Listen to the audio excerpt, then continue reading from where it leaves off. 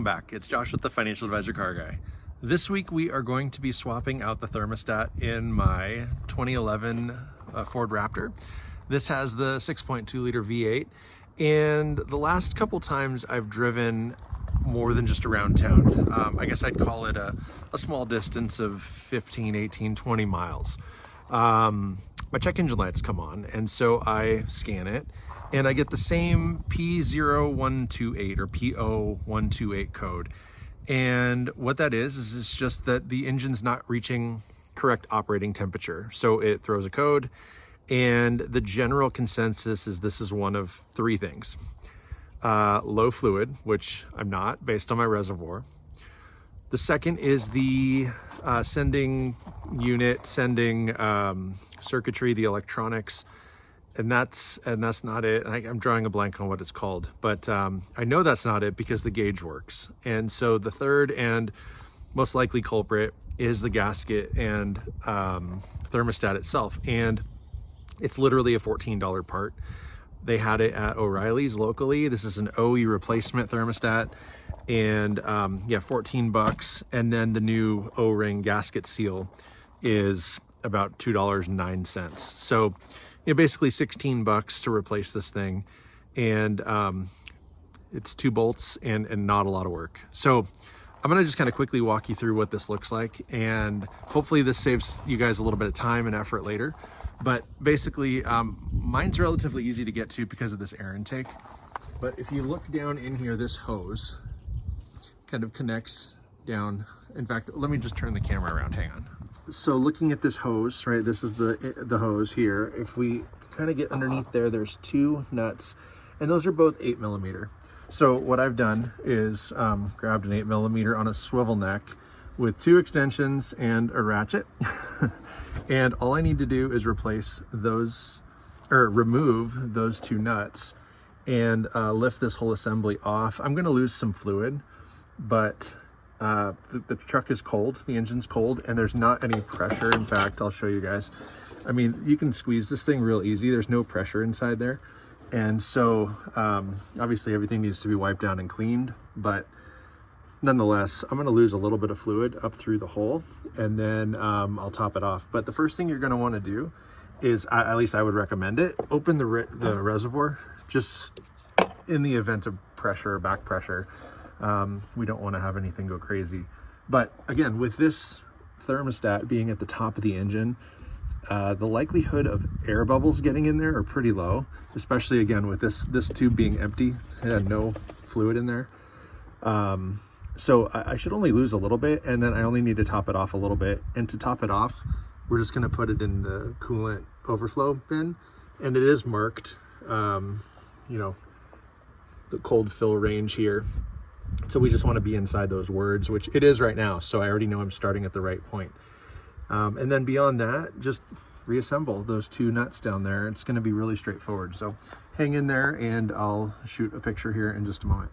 Now that the thermostat is removed from the truck, I mean, again, in visually inspecting it, everything looks okay. I don't really see too much corrosion or anything built up on it. It really does look to be in okay shape.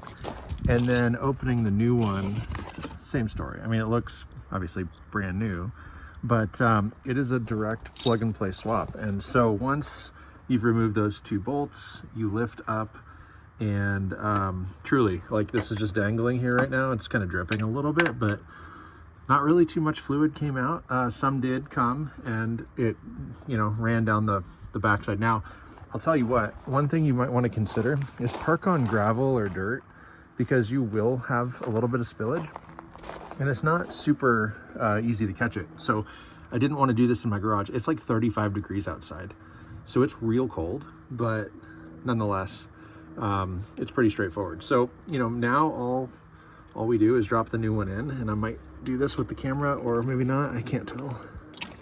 Whew, okay, fell right in there, perfect. So that's great. And then the gasket, so let's grab that seal here. I can just set this in there. Okay, just like so, and then it'll kind of put down a little bit. And sorry, you guys are staring at the back of my hand, but there we go. So really, it's in. So now all I need to do is lift this, slide it back in there, which you guys can't really see too easily, but there you go. You line up the holes, fasten it back together, and then top off the fluid. And so it is a super simple job. It took maybe 10 minutes start to finish. This was the only tool that I really used. To pull the bolts, I did end up running back inside and grabbing a little magnet just to lift the bolts out of there. And to get the thermostat out completely, I also grabbed these long angled needle nose pliers so that I could just reach down there and pick it up. But otherwise here, I'll finish up. So again, truly, it was maybe a 5-minute repair. 2 bolts, 2 tools, 3 if you count the magnet. And really, the hardest part is using that swivel to get attached to those nuts. Really, it's straightforward, it's really simple. And you know, I feel like when I first did my research, the 6.2, these thermostats very seldom fail. There's really, it's not usually the case, but again, I mean, this one, just all the symptoms were a thermostat, and for $16, even if my check engine light comes back, I have a new thermostat and I'm only out 10 minutes and literally like $16. So what I'm gonna do is show you guys the fluid that I lost. It didn't even dip below the cold fill range line. But what I did do was I lost some fluid, so I did top it off to the top of the cold fill range, knowing that the moment I start the truck and everything circulates, it's gonna go. So what I'll do is I'll check it again, and I'm not gonna follow up with this, but I will check it again after I drive the truck for a while. I'll come home, let it cool down, and then I'll check it. And if it needs to be topped off at that point, fine. But yeah, I mean, again, there were no real bubbles, nothing like that. This tube was totally empty. So literally when I lifted it off, some coolant came up from the motor, but that's it. I mean, nothing fell out of the tube. So the air that was in the tube essentially is still in the tube. And so I'm not worried about bubbles or any of that stuff. But yeah, I'll go ahead and walk around, show you guys, you know, the next step of the process, and I'll rotate the camera. Okay, so here's my scan tool, and I'm gonna jump up in the truck, stick my key in, grab the tool. You gotta turn the key to on, but you'll see my check engine lights there, okay? So now on the tool, and this is like a $20 Harbor Freight scanning tool. So it's gonna connect. Cool. And the check engine light's now flashing. Okay, and one code found, so I'm gonna go through and I want to read the code, which is the first option. Stored code, and there's my P0128. Coolant thermostat, yeah, temperature below thermostat, regulating temperatures. So what I'm gonna do is hit exit, and then click on stored codes again. It's gonna read that code. Oh, okay, so I gotta go previous menu, and then I'm gonna go erase code. Yes, yes. And then that check engine light should go away. 3, 2, 1, something like that. Okay.